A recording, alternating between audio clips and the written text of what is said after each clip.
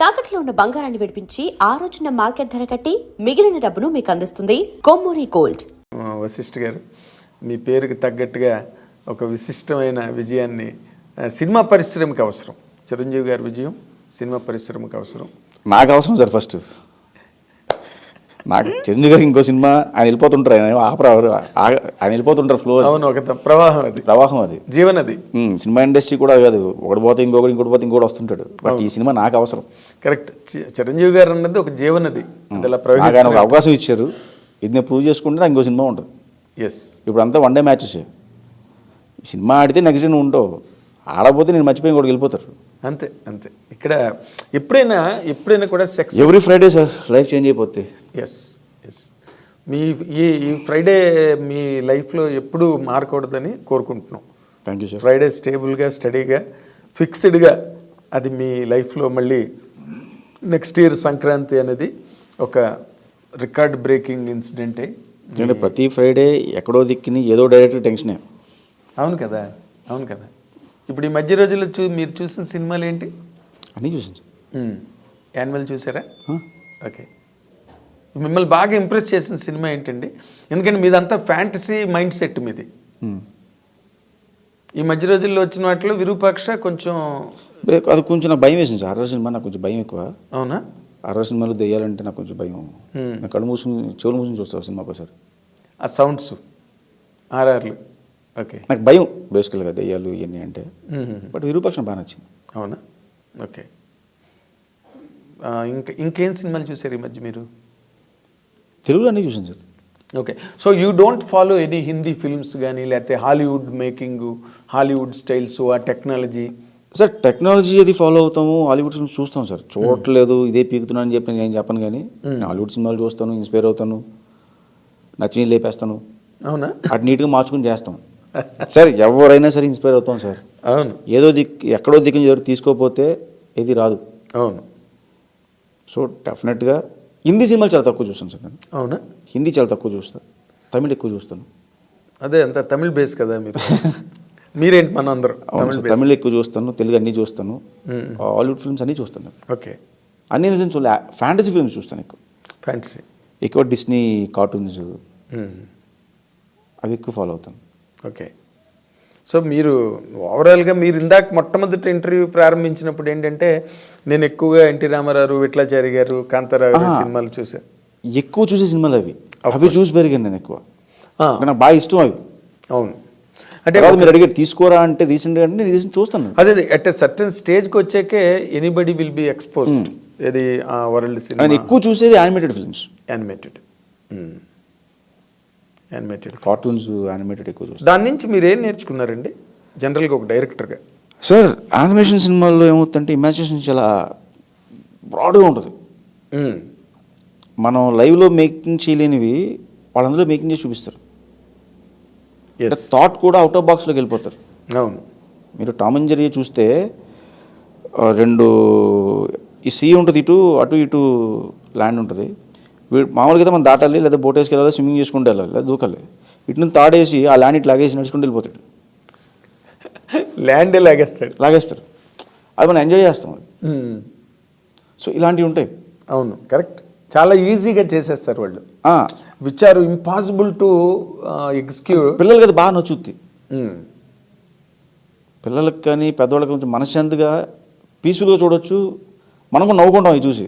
అవును, బాగుంటాయి, ఫన్నీగా ఉంటాయి కదా. అవును. ఇప్పుడు పాపాయ్ షో ఉంటుంది, వాడు స్పినాచ్ తినేసి ఒకసారి అలా బల్క్ అయిపోయి కొట్టేస్తాడు. అవును. మళ్ళీ నార్మల్ అయిపోతాడు. అవును.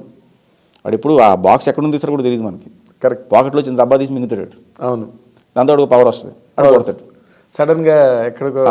అసలు పెద్ద పెద్ద రాడ్స్ని ఉంచేస్తాడు. అవును. ఇంపాసిబుల్ థింగ్స్ అని తెలిసినా కూడా మనం ఎంజాయ్ చేస్తాం, అంటే దాన్ని కనెక్ట్ అవుతాం మనం. ఎగ్జాక్ట్లీ.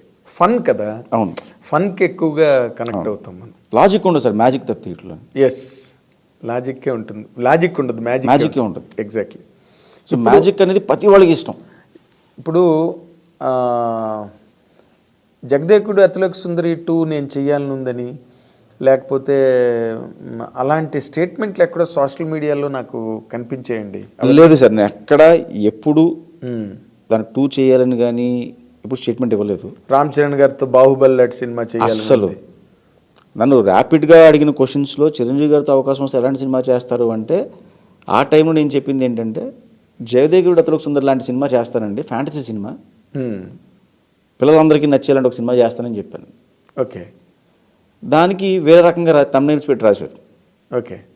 ఆ తమ్నైల్స్కి ఎలా పెడితే నేను కారణం కాదు, అఫ్ కోర్స్ మీరు బాధ్యులు కాదు. నేను బాధ్యులు కాదు యాక్చువల్లీ. ఎగ్జాక్ట్లీ. అంటే అవన్నీ మీ మీద ఒక రకమైన ఇంప్రెషన్ క్రియేట్ చేస్తాయి. అమ్మో రామ్ చరణ్తో బాహుబలి లాంటి సినిమా చేయబోతుంది అని ఎప్పుడు అనలేదు సార్ అసలు. మీరు అనలేదు. బట్ అలాంటి తమ్నైల్స్ చూసినప్పుడు ఒక రకమైన ఇమాజినేషన్, ఒక రకమైన ఇంప్రెషన్ క్రియేట్ అవుతుంది ఎవరికైనా. అవును. మా అయితే రామ్ చరణ్తో బాహుబలి లాంటి సినిమా అని కూర్చుంటారు రామ్ చరణ్ అభిమానులు అందరూ వెయిట్ చేస్తా. మీ మీద ఎక్స్పెక్టేషన్ పెరిగిపోతుంది. తర్వాత జగదేకుడు అతిలోక సుందరి సీక్వెల్ తీస్తానని. ఇప్పుడు బింబిసార 2 ఉందా? 2 ఉంది సార్, బట్ అది నేను చేయట్లేదు. అది ఓకే. అదే వాళ్ళు అనౌన్స్ చేస్తారు, వేరే డైరెక్టర్తో చేస్తున్నారు. ఓకే. మీరు చేయకపోవడం కారణం అండి? అంటే మొన్న కళ్యాణ్ గారు కూడా చెప్పారు సార్, మొన్న ఒక ఇంటర్వ్యూలోని చాలా క్లియర్గా చెప్పారు. మీ ముఖత నేను వినాలని. అంటే నేను అనుకున్న ఐడియాలజీ ఒకలాగా వెళ్తుంది, కథే సార్ మెయిన్ కంటెంట్. నేను ఒకలా చూస్తున్నా, వాళ్ళు ఒకలా చూస్తున్నారు. సో అంతకుమించి పెద్ద ఇష్యూస్ ఏం లేవు. కదా మీరు హిట్ ఇచ్చిన డైరెక్టర్ మీరు కదా, మీ ఐడియాలజీనే కదా ఫాలో అవ్వాలి సార్. అదేం రూల్ కాదు కదా సార్. రూల్ కాదు, బట్ అదొక మెజర్మెంట్ కదా. ఈయన ఆ లైన్స్లో ఆలోచించగలడు, దానికి సీక్వెల్ అంటే ఈ తన తాలూకు ఐడియాలజీ మొట్టమొదటి జెన్సిస్ పాయింట్ మీరే కాబట్టి బింబిసారకి మాతృ బిందువు మీరే కదా ఆ కథని చేసింది. బట్ సీక్వెల్కి వచ్చేసరికి మీ కథ ఓకే అవ్వడం ఏంటండి? అంటే నాకు ఈ కమిట్మెంట్స్ వచ్చినాయి సార్. నాకు యాక్చువల్గా అది ఈ కమిట్మెంట్స్ ఉన్నాయి. సో దానివల్ల నేను ప్లస్ ఆయన కూడా సినిమాలు రన్నింగ్లో ఉన్నాయి. ఇంకా నేను బయటకు వచ్చే టైంకి ఎమ్మగోజ్ జరుగుతుంది, డెవిల్ జరుగుతుంది, ఇంకో ప్రాజెక్ట్ ఓకే అయింది. సో అక్కడ టైం పడుతుంది. సో ఆ టైంలో నేను ఈ ప్రాజెక్ట్కి వచ్చాను, చెప్పి వచ్చాను. నేను కళ్యాణ్ గారితో మాట్లాడాను, హరిగారికి కూడా చెప్పి సార్ నాకు ఈ ప్రాజెక్ట్ వచ్చింది చేసుకుంటున్నాను సార్ అని చెప్తే ఓకే అన్నారు. ఎవరు వద్దంటారు చిరంజీవి గారితో ప్రాజెక్ట్ అంటే? సగం మధ్య నుంచి కూడా వెళ్ళిపోవచ్చు. అది తప్పు సార్. అంటే అలా అంత ఎక్సైట్మెంట్ ఉంటుంది అంటున్నా. వెళ్ళలేరు, ఫిజికల్గా వెళ్ళలేరు, మోరల్గా వెళ్ళలేరు, అదంతా ఓకే. చిరంజీవి గారు కూడా రమ్మని అలాగా అది వేరే. బట్ అంత ఎక్సైట్మెంట్ ఉంటుంది అంటే చిరంజీవి గారు ఓకే అవ్వకముందు వెళ్ళి చెప్పాను నేను. ఓకే బయటికి వెళ్ళి ప్రయత్నం చేసుకుందాం అనుకుంటున్నాను సార్ అంటే హ్యాపీగా చేసుకున్నారు. ఓహో బిఫోరే చెప్పాను. బిఫోరే. ఆ తర్వాత ఈ సినిమా ఓపెనింగ్ రోజు పొద్దున్న వెళ్ళి కలిశాను కళ్యాణ్ గారిని. కలిసి అక్కడ మళ్ళీ ఆయన విషయస్ తీసుకుని మళ్ళీ డైరెక్ట్గా ఓపెనింగ్ వచ్చాను నేను. అబ్బో ఆయన చెప్పే చేస్తాను సార్ నేను, ఎందుకంటే ఆయనతో అంత ఫ్రెండ్లీగా ఉంటుంది కళ్యాణ్ గారితో. మోరల్ బైండింగ్ కూడా ఉందేమో కదా. డెఫినెట్గా సార్. ఎందుకంటే నన్ను నమ్మారు. అదే ఈరోజు నేను ఇక్కడ ఉన్నాను అంటే కారణం దానికి ఇద్దరే సార్. ఒకటి హరికృష్ణ గారు ప్రొడ్యూసరు, 2 హీరో కళ్యాణ్ రామ్ గారు. వాళ్ళిద్దరు నమ్మారు కాబట్టి బింబిసారా వచ్చింది. అంతే. ఈరోజు ఎక్కడ ఉండి మీరు ఇంటర్వ్యూ తీసుకుంటున్నారు. ఎగ్జాక్ట్లీ.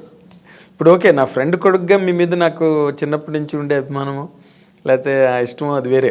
బట్ ఇప్పుడు ఒక డైరెక్టర్గా ఫ్రెండ్ కొడుకు అయితే ఇంటర్వ్యూ చేయరు కదా సార్ మీరు. ఇందాక మీరు ఏమన్నా బాగున్నావా, ఏం చేస్తున్నావు చూసుకుంటారు తప్పితే ఇంటర్వ్యూ చేయరు కదా. ఇందాక మీరు చెప్పినట్టే అది యువతల గేట్ యువతల వరకే పనికి వస్తుంది, గేట్ అవతల పనికి రాదు కదా. ఇప్పుడు మీ ఫ్రెండ్ కొడుకు అని చెప్పి కూర్చోబెట్టి ఇంటర్వ్యూ చేస్తే సరే మీరు ఇది చేశారు నేను చెప్తాను, అది ఎవరు చూడరు, ఎందుకు చూడాలి వాళ్ళు? Correct correct. సో ఒక సినిమా ఉంది కాబట్టి నేను నన్ను కూర్చోబెట్టి అడుగుతున్నాను, నేను చెప్తున్నాను, అది చూస్తారు. It's a matter of excitement for millions of people. రే ఏమో టైటిల్ నాకు గడిగడికి నోట్లోంచి అమూల్యోకి వీరుడు అని వచ్చేస్తున్నాయి. బట్ ఆ సినిమా డైరెక్టర్ అన్న ఒక అట్రాక్షన్ మీ మీద కూడా ఉంటుంది కదా. డెఫినెట్లీ 100%. బట్ వీటన్నిటికీ మొట్టమొదట కేంద్ర బిందువు కళ్యాణ్ రామ్ గారు కాబట్టి హరికృష్ణ గారు వాళ్ళ పట్ల మీరు యూఆర్ వెరీ 100%. వాళ్ళిద్దరూ లేకపోతే నేను లేను, ఒక డైరెక్టర్గా నేను లేను. నన్ను అంత బ్లైండ్గా నమ్మి సినిమా ఇచ్చారు. Correct correct, there is no doubt. ఇప్పుడు అంతా ఇది బిల్డప్ అయిన కాన్ఫిడెన్స్ ఈ రోజున మీ మీద ఎవరికి చెప్పినా కదా. నెక్స్ట్ ఎవరితో చేయొచ్చండి మీరు? మామూలుగా మీకు మైండ్లో ఉన్న హీరోలు ఎవరండి సార్? వీళ్ళతో చేస్తే బాగుంటుంది, వీళ్ళతో చేయాలి సార్, అందరితో చేయాలని ఉంటుంది సార్. నాకు ఆశ ఎక్కువ, అందరి హీరోలతో చేయాలని ఉంటుంది. బట్ ఏమవుతుందో మనకు తెలియదు. అఫ్ కోర్స్ ఏం జరుగుతుందో తెలియదు. కానీ ఇప్పుడు కొన్ని సెట్ ప్యాటర్న్స్ ఉంటాయి కదా. ఇప్పుడు ప్రభాస్ పాన్ ఇండియాలో ఉన్నాడు, ప్రభాస్. రామ్ చరణ్ గారు పాన్ ఇండియాలో, ఒక అల్లు అర్జున్ నేషనల్ లెవెల్లో, వీళ్ళ ముగ్గురులోని చాయిస్ ఇస్తే ఫస్ట్ చాయిస్ మీది ఎవరికి వెళ్తారండి? ఇంకేమో తెలియదు సార్, ఆ టైం డిసైడ్ చేయాలి. అంతేనా? Okay, good. మీరంతా present and it is also desirable. ఇప్పుడు యాస్టీస్గా మీ చిరంజీవి గారి ప్రాజెక్టులను మీరు మొత్తం